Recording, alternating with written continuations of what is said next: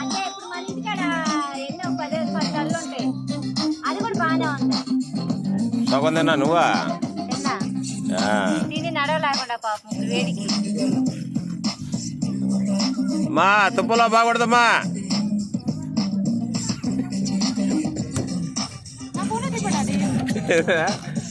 ఏమది ఛార్జింగ్ లేదండి.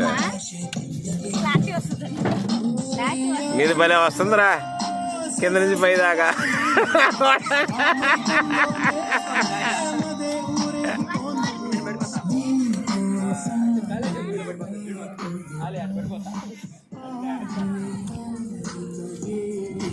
ఆటో లేదు ఇది పడిందా వేరే గలి ఏం కాదు పడినా ఒకసారికి బూతులు వేసుకోమన్నా తెస్తా ఉన్నాను. ఏం చేయమంటావు చెప్పు పెద్ద మంచిగా చెప్పు. నాకేం మాట్లాడతారు